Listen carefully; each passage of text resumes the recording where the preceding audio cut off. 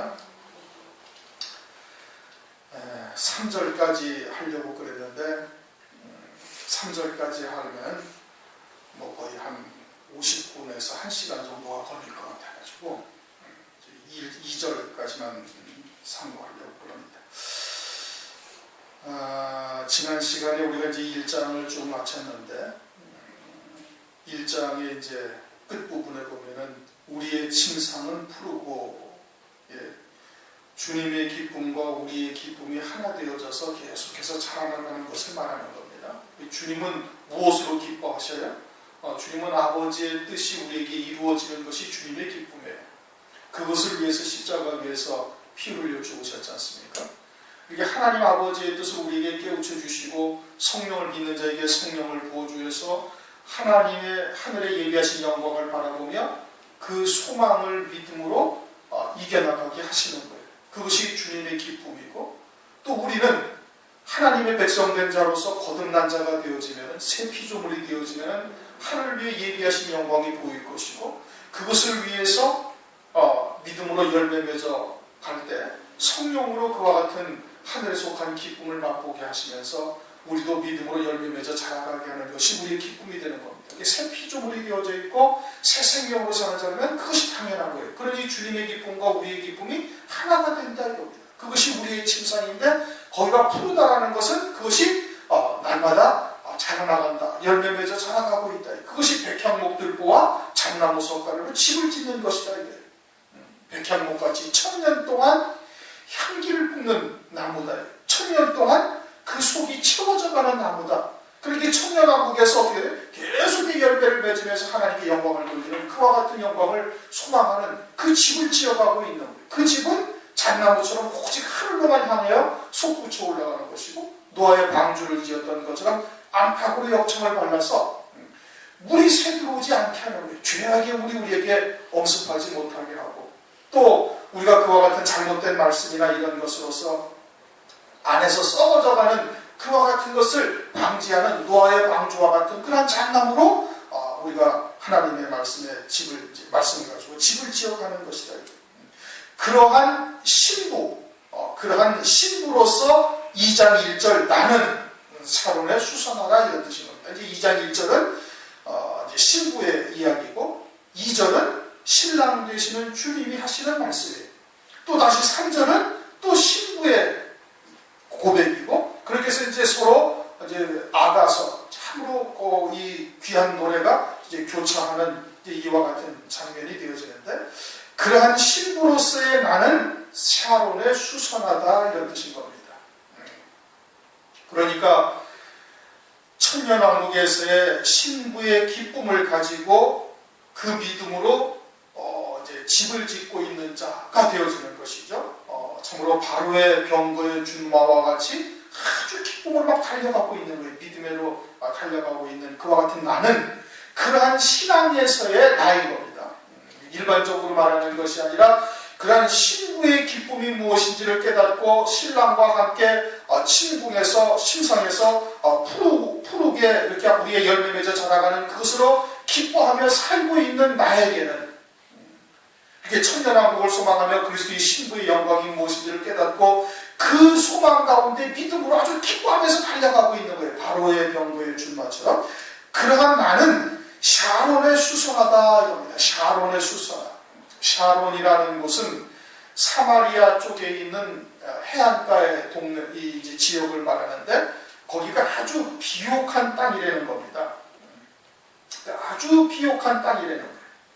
아주 비옥한 땅이라서 무엇이든지 잘 이제 곡식이 잘 되고 이제 그와 같은 땅인데, 그곳에서의 뭐다? 그곳에서의 수선하다 이거예요. 그러니까 수선화 한 송이 피우기 위해서는 무엇이든지 부족함이 없는 그와 같은 곳이다 라는 것을 지금 말씀하고 있는 거예요. 다시 말하면 그러한 신부의 신앙에 선 나에게, 바로의 병거와 준마와 같이 이제 비둘기의 눈을 가지고 천년왕국을 소망하며 달려가고 있는 나에게, 주님이 재림하실 때 첫째 부활의 영광을 입고 그리스도의 신부의 어린 양의 아내로서 그 혼인잔치에 참여할 것을 소망하고 기쁨으로 달려가고 있는 나에게는 그 모든 것이 다 하나님이 은혜로 주신 것이고, 나를 그와 같은 신부로 세우시기 위해서 모든 것을 하나님께서 풍족히 주셨다라는 것입니다. 조금도 부족함이 없게 나를 갖다가 하나님께서 샤론의 수선화, 그 샤론 땅이 아주 비옥한 땅에서 수선화 하나 그 꽃 피우는데 어려울 것이 하나도 없는 것이죠. 그와 같은 하나님께서 내게 은혜를 베풀어 주신 것이다 라고 지금 고백을 하는 겁니다. 다윗이 시편 23편 1절을 보면 여호와는 나의 목자시니 내가 부족함이 없으리로다. 실제 다윗은 어떻게 했어요? 기름부음을 받고 나서부터는 계속 사울에게 위협을 당하고 쫓겨다니고 도망다니는 생활이 10여 년 이상을 걸렸거든요. 그런데 다윗은 뭐라고 해? 여호와는 나의 목자가 되시니 내가 부족함이 없다. 샤론의 수선화처럼 당신을 왕으로 세우시는데 하나님께서 그 모든 것을 은사로 주셨다. 로마서 8장에도 말씀하고 있잖아요. 독생자를 아들을 아끼지 아니하고 우리에게 주시니까 그 모든 것을 하나님께서 은사로 주셨다. 무엇 되게 하기 위해서? 왕이 되게 하기 위해서, 첫째 부활의 영광을 입히기 위해서, 그리스도의 신부 어린 양이 아내로 세우시는데 조금도 부족한 게 없도록 하나님께서 모든 것을 내게 은혜로 베푸셨다. 이게 샤론이라는 땅이 그처럼 비옥한 땅이다. 이게. 그와 같은 곳에 있는 수선화와 같은 존재다. 이게. 그러니 그 수선화 한 송이를 피우는데 그 비옥한 땅에서 뭐가 부족할 것이 있겠어요? 영에 속한 자의 눈에는 새 피조물 또 새 생명으로 사는 자에게는 그렇게 보이는 겁니다. 온 세상이 내게는 샤론 땅과 같은 땅이 되어지는 거예요. 여호와는 내게 부족함이 없다. 나의 목자가 되셔서 내게 부족함이 없다라고 고백하는 다윗과 똑같이 모든 것이 내게 하나님께서 다 은사로 주신 것을 받을 수가 있는 자가 되는 거예요. 그러나 육에 속한 자는 어때? 육에 속한 자는 그것을 받을 수가 없는 것이죠. 히브리서 11장을 가면은 아브라함이 본향을 떠나서 16절에 가면은 하늘 본향, 더 나은 본향을 사모하니까 육신의 본향을 돌아갈 기회가 얼마든지 있었지만 돌아가지 않았다. 15절, 16절에 그렇게 말씀하고 있어요. 아브라함에는 고향이 두 군데가 있어요. 그렇죠? 육신의 고향이 있고 하늘 본향이 있어요.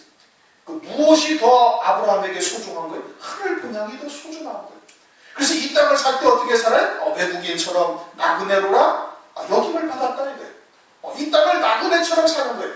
하늘 본향이 나의 본향이고 잠시 이 땅에 와서 아버지의 뜻을 이루고 그리고 다시 나의 본향으로 돌아가니 이 땅은 외국인처럼 나그네처럼 그렇게 살았다. 그리고는 그곳이 나의 참 본향이다. 하늘 소망을 둔 자요, 믿음으로 사는 자요, 오늘날로 말하면 거듭난 자요, 새로운 피조물로 사는 자요, 새 생명으로 사는 자요, 그리스도 이름으로 세례받은 자가 되어진 거예요. 그들에게는 그 본향이 어디? 그 본향이 하늘 본향이 나의 참 본향이 되어지는 거예요. 그래서 이 땅을 살 때 어떻게? 이 땅은 잠시 있다가 잠시 호텔방에 잠시 살다가 가는 것처럼 나그네처럼 외국인처럼 그렇게 살고 가는 것이 아브라함의 믿음이거든요. 우리도 역시 마찬가지로 하늘이 나의 본향이라면 이 땅을 그렇게 살 것이고 그 하늘 본향에 예비하신 영광을 위해서 하나님께서 이 땅에 베푸신 그 모든 것들이 샤론 땅과 같다. 아주 비옥한 땅과 같다. 우리 각자의 하나님께서 예비하신 영광을 위하여 또 하나님께서 조성하신 그와 같은 성격을 하나님께서 장차 그와 같은 영광의 자리에 이룰 수 있는 자로 길러가시기에 모든 것이 부족함이 없다 이겁니다. 문제는 우리가 영에 속한 자이냐, 세례받은 자이냐, 새로운 피조물이냐, 아니면 육에 속한 자이냐, 육신의 목숨으로 여전히 살아가고 있는가, 이 차이인 겁니다. 하늘에 속한 자라면은 샤론의 수선화와 같은 존재로서 자기를 깨달을 수가 있는 것이고, 그리고 하나님은 나의 목자시니 내게 부족함이 없으리다 고백할 수가 있는 것이고, 육에 속한 자라면은 그와 같은 고백을 하지를 못하는 거죠. 육신의 눈으로 육신의 시각으로 바라보니까 이 땅에 하나님께서 베풀어 주신 것이 전부 다 부족한 것밖에 보이지 않아요. 그러나 신부의 신앙에서 주님의 기쁘신 뜻과 우리의 하늘에 속한 열매 맺는 기쁨으로 살아가고 그와 같은 백향목 들보와 잣나무 석가루로 집을 지어가는 자에게는, 그러한 나에게는 나는 샤론의 수선하다. 하나님께서 베풀어 주시는 은혜가 충만하다 이겁니다. 우리의 믿음의 문제인 겁니다. 디모데전서 6장 7절에 말씀하시기를 그러나 자족하는 마음이 있으면 경건에 큰 이익이 되는 가족하는 마음이 있으면 경건, 즉 하늘에 속한 자로서 믿음으로 열매 맺어가는데 아주 큰 이익이 된다. 그렇게 말씀을 하고 있는 겁니다. 거기에 더해서 디모데전서 6장 7절 8절 9절에도 좀 말씀하고 있잖아요. 그래서 돈을 사랑함이 일만하게 뿌리가 된다. 그런데 이제 마지막 때 그처럼 재물이 신이 되어져 있는 자들이 많죠. 그런 것을 시각으로 바라본다면 샤론의 수선화라고 이야기할 수가 절대 없는 겁니다. 야곱과 에서를 창세기 27장에서 말씀하시는데, 하나님께서 야곱에게는 창세기 27장 28절에 하나님은 하늘의 이슬과 땅의 기름짐이며 풍성한 곡식과 포도주로 내게 주시기를 원하노라. 이삭이 야곱에게 그렇게 축복을 하죠.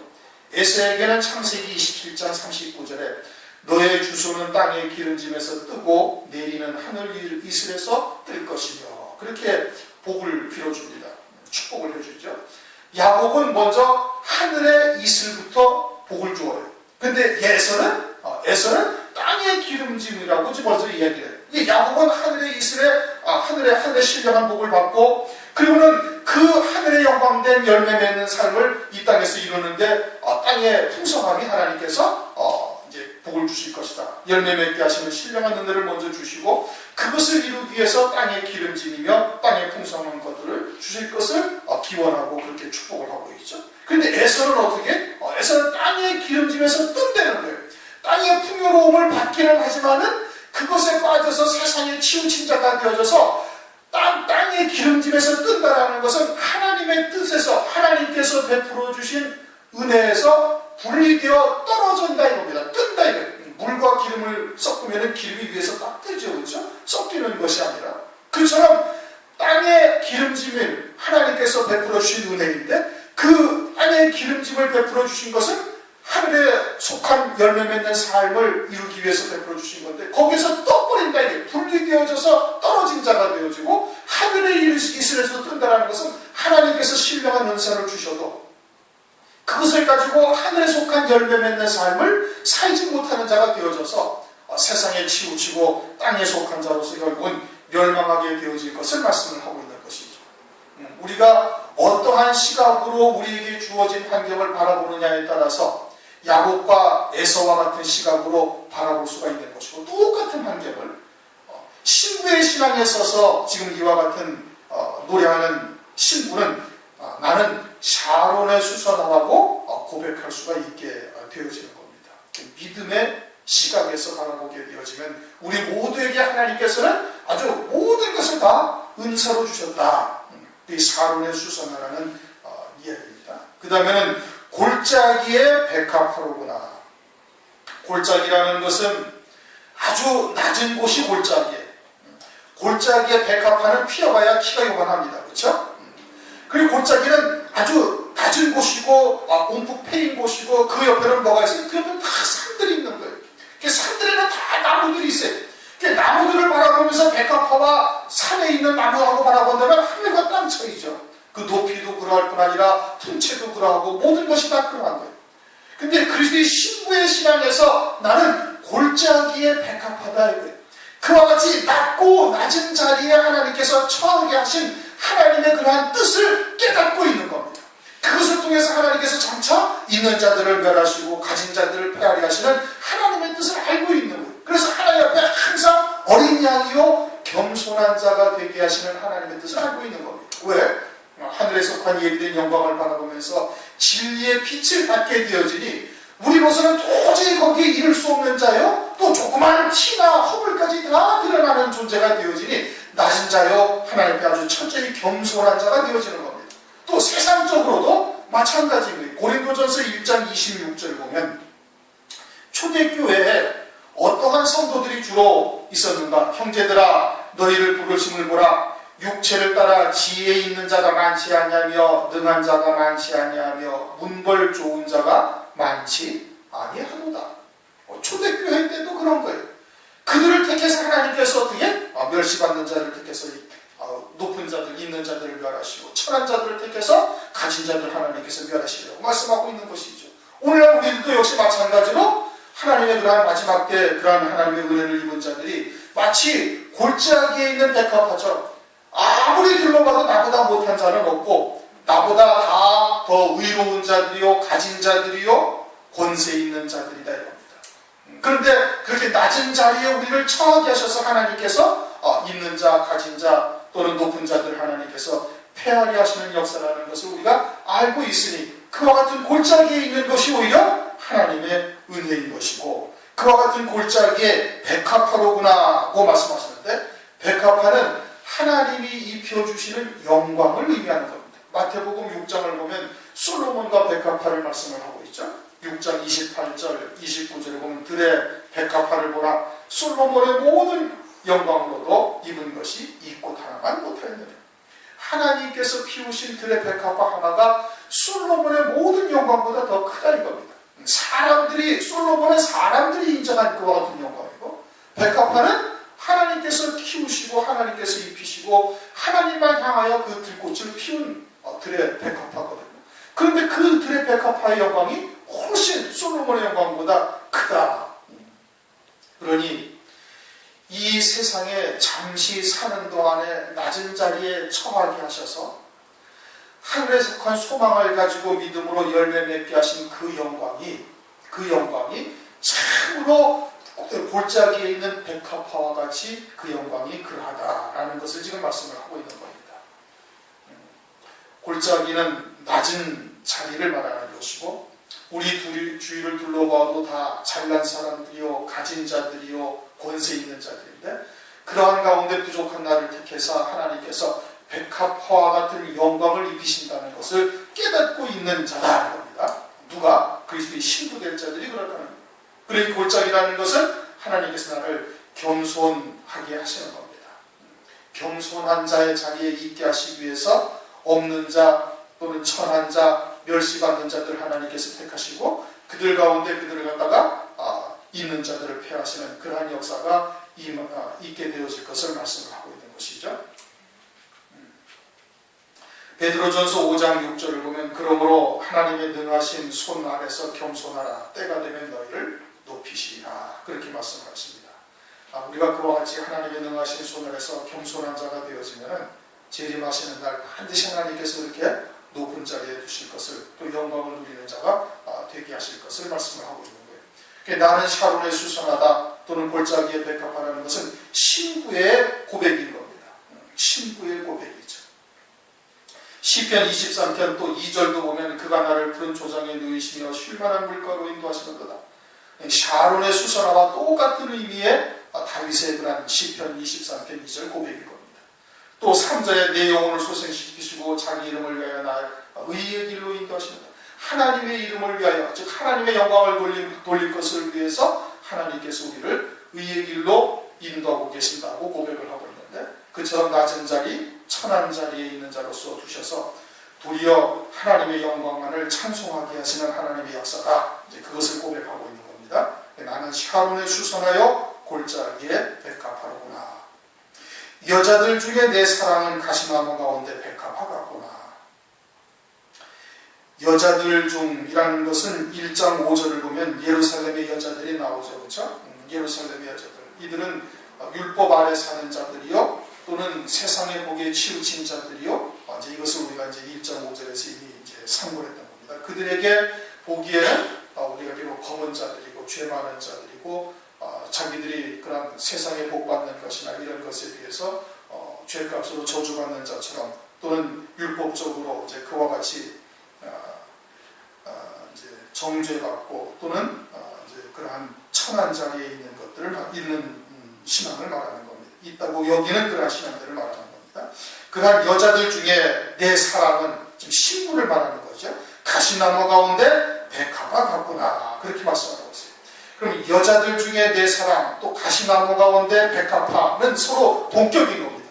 여자들은 곧 누구를 말하는 거예요? 가시나무를 말하는 것이고, 내 사랑은 백합화를 지금 말하고 있는 것이에요. 그렇죠? 여자들 중에 내 사랑은 가시나무 가운데 백합화 같구나. 그와 같은 여자들을 무엇으로 비유해서? 가시나무로 비유한 거예요. 가시나무.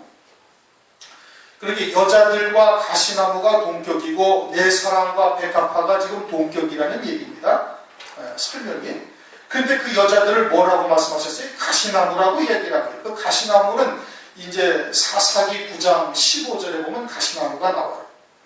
그 가시나무가 이제 나오는데, 사사기 9장 15절에 와서 내 그늘에 피하라. 그리하지 아니하면 불이 가시나무에서 나와서 레바논의 백향목을 살릴 것입니다. 라고 말합니다. 가시나무는 잎만 무성하고 가시만 있어요. 열매라고는 전혀 없는 나무인 겁니다. 그때 광야에 뜨거운 떼약볕이 이렇게 이제 빛이 내리 쪼이고 있으니까 그와 같은 광야의 뜨거운 떼약볕에서 내 그늘에 와서 쉬라. 다시 말하면 광야의 그런 떼약볕은 환난이요 고난이요 또는 하나님께서 온전케 하시는 징계, 채찍 이와 같은 것을 의미하고 있는데, 그런 것은 하나님의 저주요 죄값이니까 또 세상에 복받는 것이, 이것이 온전한 하나님의 복이다 해서 그늘에서 쉬라는 겁니다. 환난은 좋지 않은 것이니 환난 같은 것을 피해서 세상에 복된 것을 찾아 그와 같은 것을 쫓는 신앙, 이 가시나무 그늘에서 쉬는 신앙을 말하는 겁니다. 그와 같은 가시나무 신앙은 앞에 얘기한 예루살렘의 여자들, 결국은 이제 그와 같이 세상에 속한 신앙, 바리새적인 신앙이나 사두개적인 신앙이나 이것을 말하는데, 결국은 그들의 신앙의 결론은 다 세상의 복으로 기뻐하는 자들인 겁니다. 그것이 가시나무와 같은 존재들인 거예요. 그러나 그들에게 하나님께서 세상에 복된 것들을 주시면 주실수록 찌르는 가시만 더 나오는 것이 가시나무의 특성이에요. 열매를 맺지 못하고 찌르는 가시만 나와요. 그래서 하나님께서 복을 주시면 주실수록 그것이 자기들의 힘이 되고 권세가 되어져서 없는 자, 멸시받는 자, 천대받는 자들을 멸시하고 천대하고, 그러고서 그것으로 그들을 누르는 가시와 같은 존재들만 나는 겁니다. 죄악의 가시들만 무성하게 나오는 그와 같은 것을 가시나무라고 그러는 것이죠. 그렇게 세상의 여자들, 지금 앞에 있는 여자들은 가시나무와 같다 이겁니다. 가시나무. 그 가시나무는 전도서에 또 말씀하십니다. 전도서 7장 6절을 보면 우매자의 웃음소리는 손 밑에서 가시나무 타는 소리와 같으니 이것도 헛되다. 우매자라는 것은 어리석은 자를 말하는데, 어리석은 자라는 것은 하나님께서 이 땅에 육신을 입혀 보내신 것은 장차 하늘나라의 영원한 영광을 예비해 놓으시고 그 영생을 열매 맺어 누리는 자 되게 하시기 위해서 이 땅에 육신을 보내는 거예요. 그런데 어리석은 자는 그와 같은 하늘에 속한 신앙이 되지 아니하고 땅에 속한 자가 되어져서 세상에 주신 복으로, 세상에 복된 것으로 일락을 누리며 사는 자들을 말하는 겁니다. 그게 어리석은 자요, 우매자예요. 누가복음 16장에 나오는 호화로에 연락하던 부자가 거기에 해당되는 거예요. 그들은 하나님께 주신 은혜로 전부 다 어떻게? 다 손 밑에서 불타오는 가시나무 불타는 것과 같다 이게. 누가? 우매자의 웃음소리가. 즉 세상에 속한 것으로 하나님께서 복을 주시면서 그것으로 하늘의 열매 맺으라 했는데 그걸 가지고 세상에서 기뻐하는 거예요. 세상의 것으로 육신의 일락으로 기뻐하는 것이 우매자의 웃음소리고, 그러한 것은 손 밑에서 가시나무 타는 소리와 같다. 그것이 전도서 7장 6절의 말씀인 겁니다. 그것은 오늘날 그리스도인들의 모습이 그러한 것이지요. 세상에 복된 것으로 하나님께서 주셨으면 그것을 가지고 하늘나라의 영생의 열매 맺는데 사용하라고 그러는 것인데, 영생을 위해서 주신 것인데 그러지 아니하고 육신의 일락을 위해서 그것으로 기뻐하고 세상에 복받은 것을 그렇게 기뻐하며 사는 자가 되어졌으니 그들은 우매자의 웃음소리요, 그것은 손 밑에서 타는 가시나무에 타는 소리가 나다. 하늘나라에서 다 불타 없어질 것이다 이겁니다. 또 하나님의 영생에 이르게 하실 말씀을 세상에 복된 것을 쫓는 그와 같은 어리석은 자들이 있고, 또 이와 같은 영생에 이르게 할 하늘의 영원한 복을 주시는 것을 가지고 세상에 복된 것으로 바꿔버린 자들이 그와 같은 것이고, 또 영생에 이르게 한 하나님의 말씀을 가지고 썩어질 육신의 인격을 도모하고 그와 같은 윤리나 철학과 같은 하나님의 말씀으로 변질시킨 신앙도 있는 것이죠. 그들도 역시 마찬가지로 결론은 재물에 다 귀속이 되어지는 겁니다. 바리새인들이 돈을 좋아하는지라. 결국은 이와 같은 것들이 다 여자들이고 그들이 가시나무와 같은 존재들이에요. 그런데 내 사랑이라는 것은 그리스도의 신부요, 그와 같은 가운데서도 샤론에 수선하여 골짜기의 백합화와 같은 하나님의 뜻을 깨닫고 믿음으로 매일매일 이겨나가는 자들이죠. 그들이 어떻다? 그들이 가시나무 가운데 백합화와 같다 이겁니다. 가시나무는 가시가 자꾸 나오게 되어지고 바람이 불고 그러면은 그 가시나무가 흔들려서 백합화를 계속 찌르게 되어지는데 그럴수록 백합화는 향기가 더 나오게 되어지는 겁니다. 향기가 진한 꽃 중에 하나가 백합화예요. 그런데 옆에서 가시나무가 흔들리면서 바람에 흔들리면서 가시로 계속 백합화를 찔러버리게 되어지면은 그러면 어떻게 돼? 그 향기가 더 진동을 하는 거예요. 그처럼 세상에 속한 자들로부터 고통이나 또는 핍박이나 환난이나 이런 것을 받을 때 오히려 그것을 하늘나라의 영생의 열매 맺게 하시는 상급으로 여기고 오히려 그 자리를 기뻐하며 나가는 자, 승리하는 자가 되어질 때 그와 같은 가시나무의 백합화라고 하시는 말씀대로 이루어지는 것입니다. 사도행전 5장 41절을 보면 사도들이 공회 앞에서 예수 그리스도의 이름으로 능욕받는 일에 합당한 자로 여김을 기뻐하면서 공회 앞을 떠났다. 그렇게 말씀을 하고 있죠.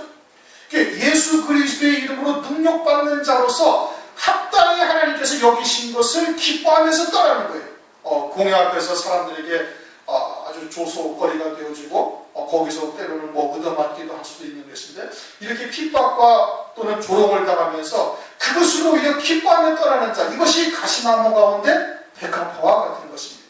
오늘날도 마찬가지로 세상에 복된 것으로 기뻐하는 가시나무와 같은 신앙들이 얼마나 많이 있어요. 그리고 그러한 세상에 복된 것, 신앙생활을 오래 해도 세상에 복받지 못하는 자들을 보고 무슨 죄값이다, 저주받은 것이다, 예수 믿고 어떻게 그렇게 복도 받지 못하느냐, 지지도 복받지 못하느냐 라고 조롱하거나 또는 그와 같은 핍박과 환난을 당하게 되어진다면 그것이 가시가 찌르는 것이고 그러할 때 그런 것에 좌절하지 않냐고 오히려 그것으로 인하여 더욱더 온전한 신앙으로 세우시는 하나님의 사랑을 깨닫고 믿음으로 그런 것을 이겨나가는 것이 가시나무에 찔리는 백합화가 더 큰 좋은 많은 향기를 토해내는 것과 마찬가지가 되어지는 겁니다. 더군다나 이제 은혜 시대가 끝나게 되어지면은 이제 환난이 임하게 됩니다. 그렇죠?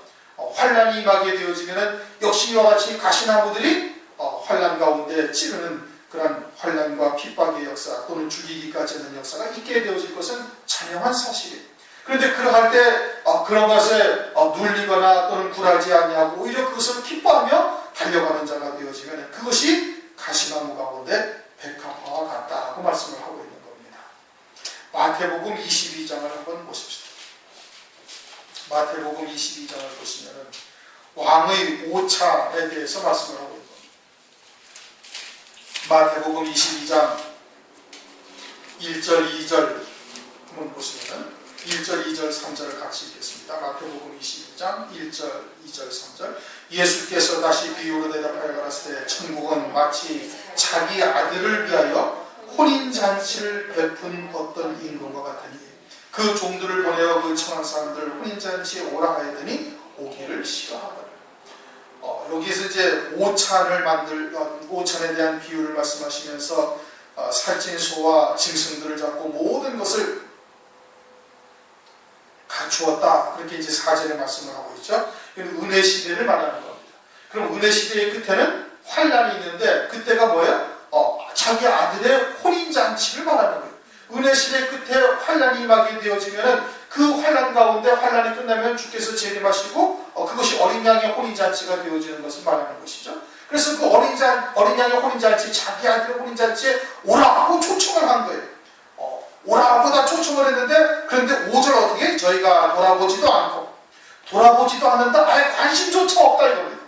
은혜 시대의 끝에 가가지고 자기 아들의 혼인잔치에 초청을 했는데 아예 거기에 관심조차 없는 거예요. 말세이든 어린 양의 혼인잔치이든 이런 거에 관심조차 없고 또 하나는 자기 밭으로 가고 일터로 가는 거예요. 그래가지고 열심히 전도하는 거예요. 전도나 기타 교세를 늘리고 또는 이와 같은 것을 아주 모든 것을 거는 거예요. 그러니까 2천억씩 들여가지고 이 마지막 때 예배당을 짓고 있지 않습니까? 2천억이라는 돈이 얼마나 큰 돈인지 잘 모르죠. 그렇죠? 어마어마한 돈인 겁니다. 어마어마한 돈. 그러니까 그렇게 예배당을 흘리고 무슨 뭐 전도 축제를 하고 뭘 전도는 해야 되겠죠. 그런데 때에 따른 양식, 때에 따른 양식을 나눠주는 종이 복이 있다 하니 어린 양의 혼인잔치, 자기 아들의 혼인잔치가 되어지면 어떻게 돼? 말세에 때에 따른 양식을 먹이고 재림하실 주님을 맞이할 준비를 해야 되는 것이죠. 혼인잔치에 들어갈 준비를 해야 되는데, 그런데 거기는 갈 생각을 안 하고 밭으로 가는 거예요. 또 하나는 자기 상업차가 하고, 상업차가 되는 건 뭐예요? 재물에만 아주 욕심을 두고 있는 것이죠. 그러면서 거기 아무도 가지 않아요. 그래가지고 어떻게? 남은 자들은 종들을 잡아 능욕하고 죽이고, 혼인잔치에 오라고 청하고 있는 종들은 마지막 때 재림하실 주님을 증거하는 종들을 의미하고 있는 것이죠. 그렇죠? 그런데 그들을 잡아 능욕했다. 아주 핍박하고 혼란 가운데 처박아 놓고, 그리고 어떻게? 죽이기까지 하는 거예요. 그러니 가시나무 가운데 찔리는 백합화와 같은 존재들이 되어지는 것이죠. 그럴 때 어떻게 해야 된다? 그럴 때 기쁨으로 그와 같은 것을 감당할 수 있는 자가 되어야 되는 것이죠. 그럼 오늘날도 역시 마찬가지인 겁니다. 세상에 복된 것으로 좋아하는 자들은 또 세상에 복받는 말씀으로 하늘의 영생의 복을 위하여 준비하신 하나님의 말씀을 세상에 복받는 말씀으로 변질시킨 자들은 하늘을 소망하고 살아가는 자들을 조롱하고 비웃는 거예요. 어떻게 예수를 믿거나 그렇게 지지해도 복을 못 받느냐. 뭐 속으로는 다 그렇게 생각할 수도 있고, 그러면서 또 때로는 비난하기도 하고 그러는 것이죠. 그러나 그러할 때 그 백합화는 가시에 찔리는 것이요. 그럴 때 향기를 더 바르는 자가 되어야 되는 겁니다. 그럴 때 하나님의 은혜를 찬송하며 오히려 영광을 돌리면서 믿음으로 승리해 가는 자가 되어야 되는 것이, 그것이 가시나무 가운데 백합화와 같다라고 지금 주님께서 표현을 하고 계시는 겁니다. 1절은 신부의 고백이고 2절은 신랑 되시는 주님이 하시는 말씀이에요. 그와 같이 신부의 신앙에 서서 바라보면 샤론에 수선하여 골짜기에 백합화로구나 라고 스스로를 알 수가 있고 그렇게 고백을 하는 것이고, 그러한 고백을 하며 믿음으로 달려가는 그와 같은 성도들을 주님께서 보시기에 내 여자들 중에 내 사랑은 가시나무 가운데 백합화 같구나, 그와 같이 향기를 진동하며 끝까지 승리하시기를 주님의 이름으로 축원합니다. 통성을 잠시 기도하겠습니다.